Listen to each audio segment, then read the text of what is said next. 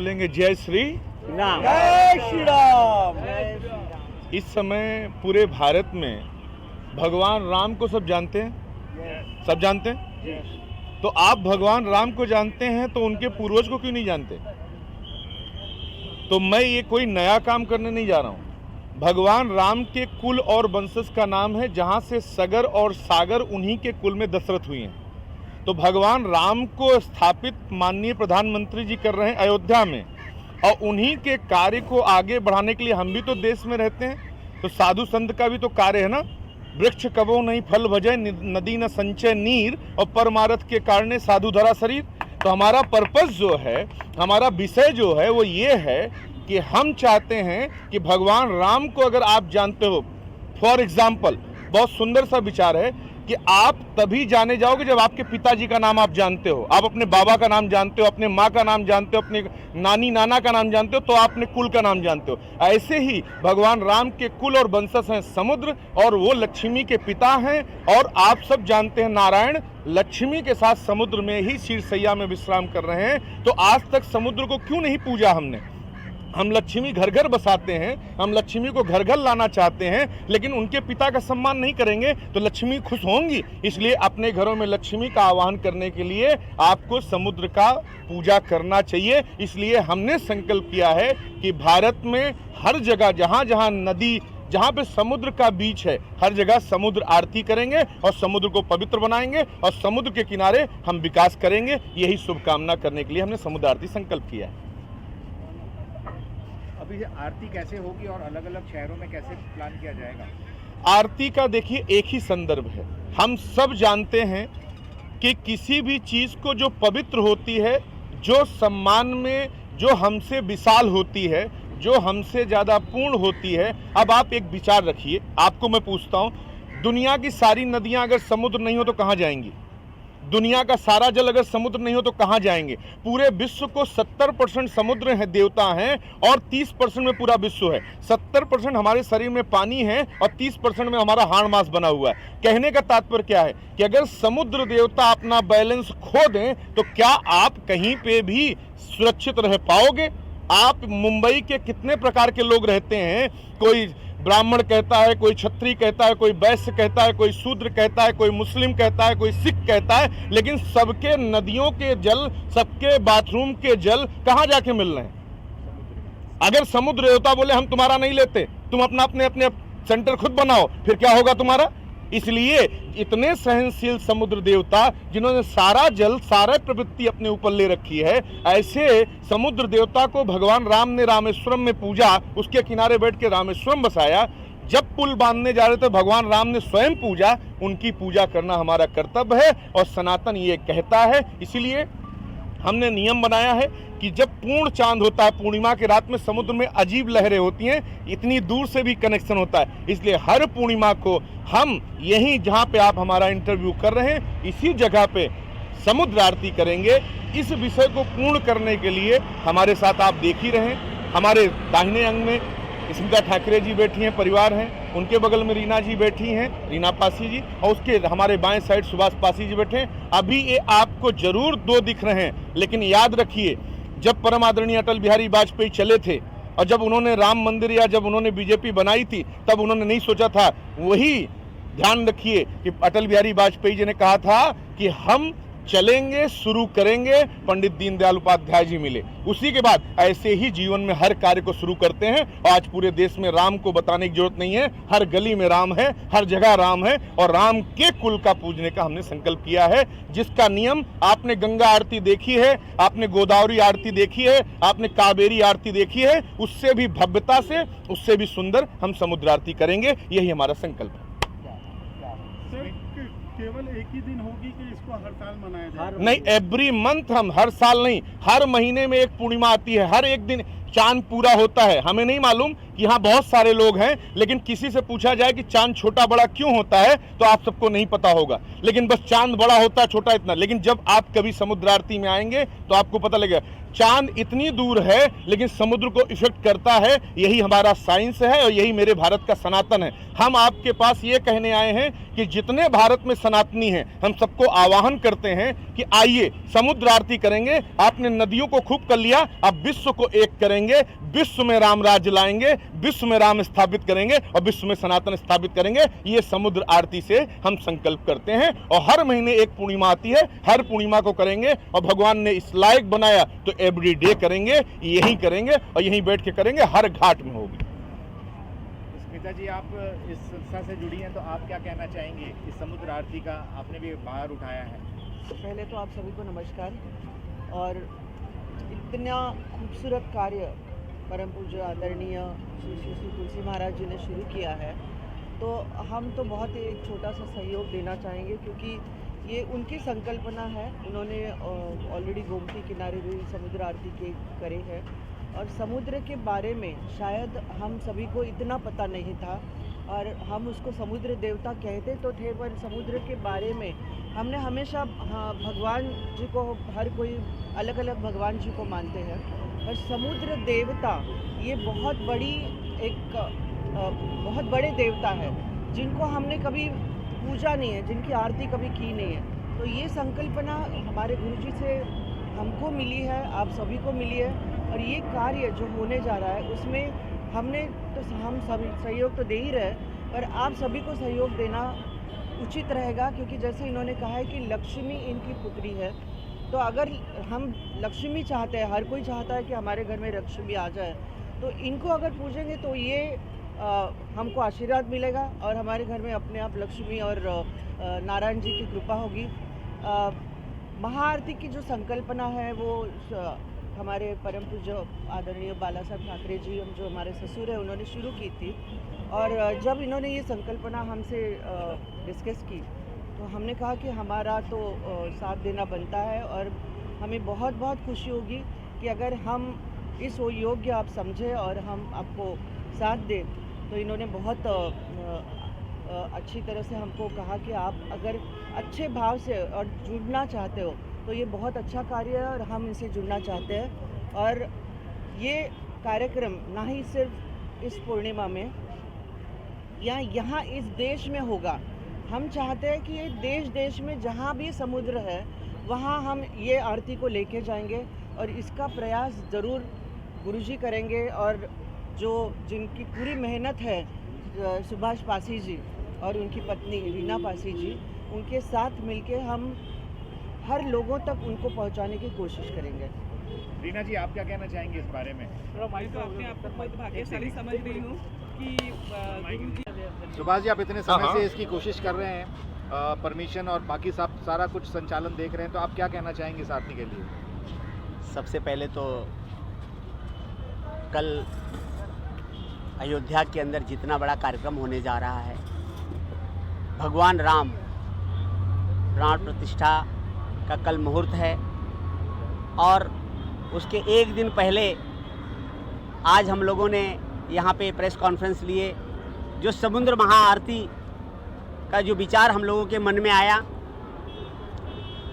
थोड़ा सा समय जाएगा, उस विचार में मैं बताना चाहूँगा कि उसमें सारा योगदान हमारे तुलसी महाराज गुरुजी का है। इनसे मेरे कम से कम 15 सालों से संबंध है। मेरे यहाँ आते थे, एक पारिवारिक हमारा रिश्ता है। हम लोग बीच पे टहल रहे थे, तब गुरुजी ने कहा कि सुभाष, जैसे गंगा आरती होती है, यमुना आरती होती है, गोदावरी आरती होती है, क्यों ना इतने बड़े समुद्र में, मुंबई शहर में हम लोग समुद्र आरती का प्रयोजन करें।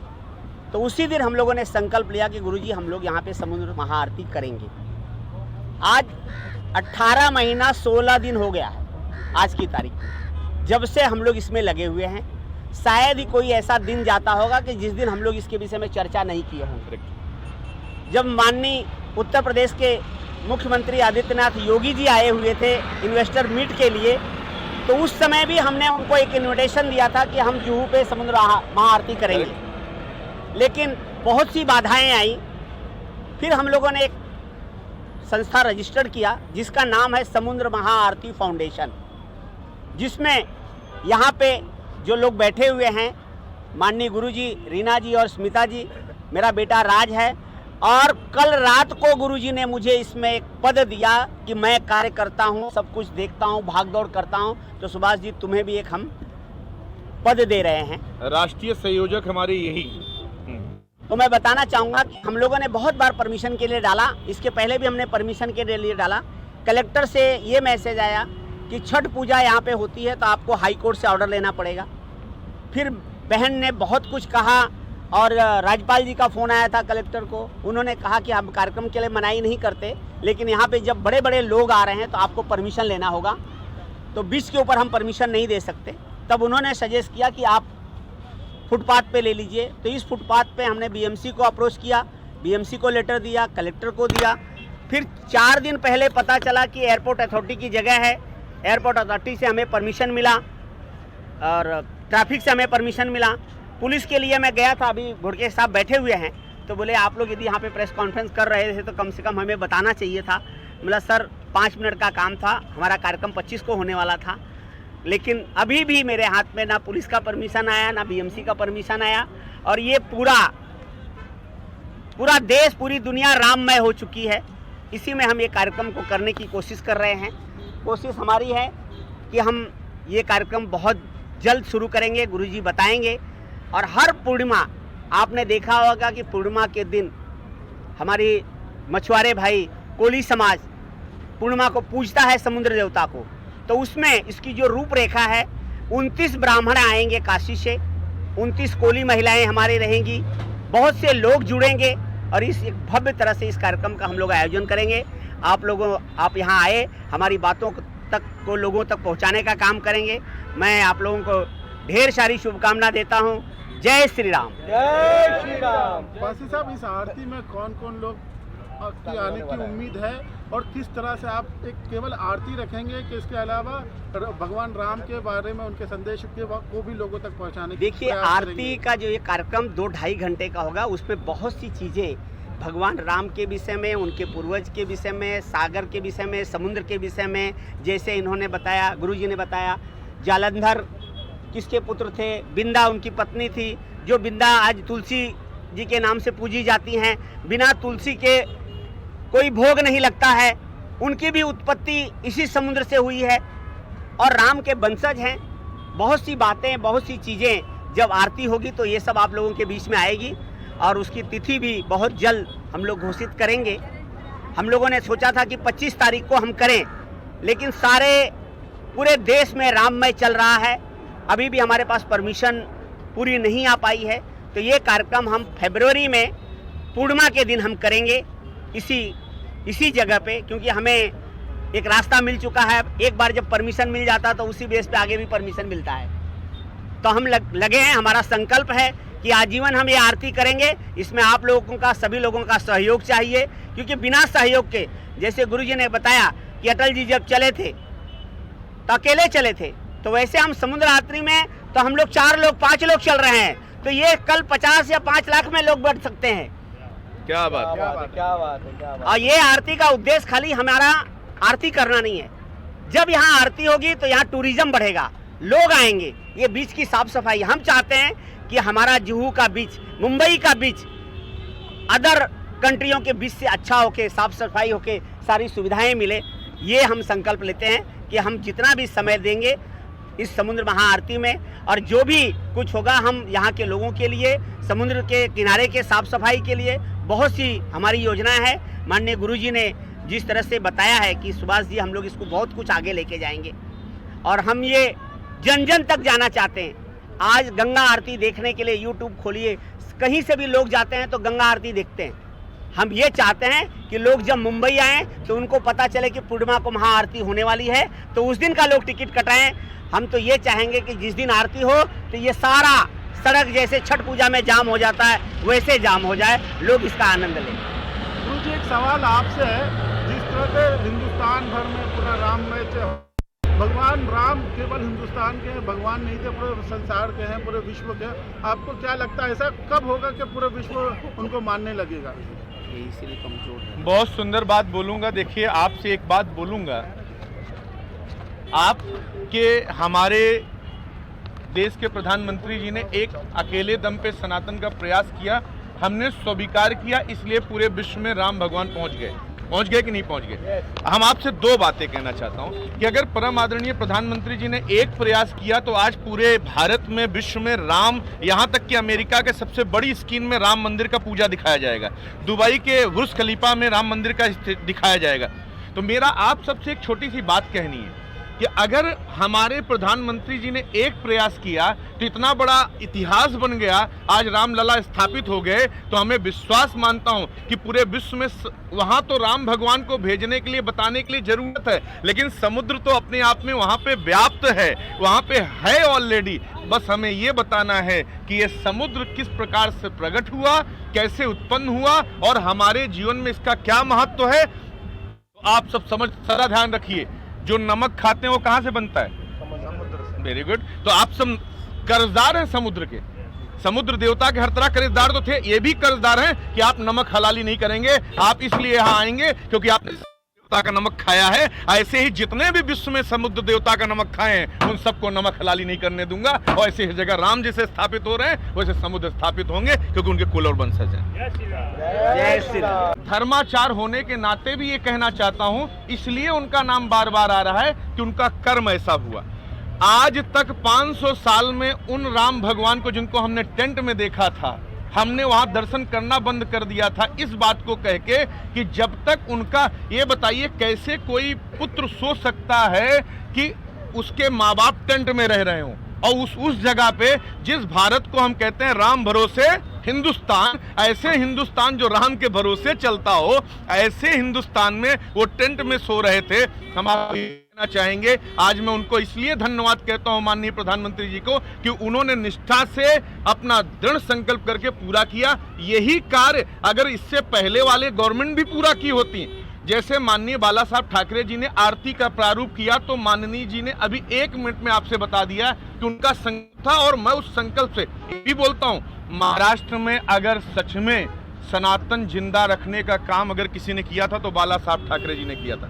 मैं उनका पक्ष आज भी रखता हूं, लेकिन आज ये बात मेरी नहीं है कि वहां राजनीति हो, मैं कोई राजनीति मंच ले हूं, विश्वास समर्पण सनातन का मंच लेके, सनातन में जिस जिसको यहाँ पे आना है, तो राम मंदिर जो बन रहा है वो सनातन बन रहा है, वहां को निमंत्रण मिले ना मिले, किसी को बुलाया जाए ना बुलाया जाए, कोई आना चाहे उसका दरवाजा खुला है, क्योंकि राम सबके हैं, राम सबके होंगे, राम सबके रहेंगे, केवल प्रधानमंत्री जी के नहीं है। प्रधानमंत्री जी तो आज, कल कोई दूसरा प्रधानमंत्री होगा तब भी राम राम ही रहेंगे। राम भगवान को बदलने की क्षमता न किसी में है, ना होगी, ना राजनीतिक थे और ना रहेंगे। राजनीति मुद्दा छोड़ के राम भगवान हमारे हैं, हमारे थे, हमारे ये बात आपको कहता हूं, आपके राम थे, आपके राम रहेंगे। तो हम भी अयोध्या, यहाँ भी मैंने कहा ना, यहाँ से भी हम सब अयोध्या में ही हैं, क्योंकि जहाँ पे राम की बात होगी वहीं अयोध्या है और वहीं काशी है। तो रामचंद्र भगवान की, भारत माता की, भारत माता की, भारत माता की जय।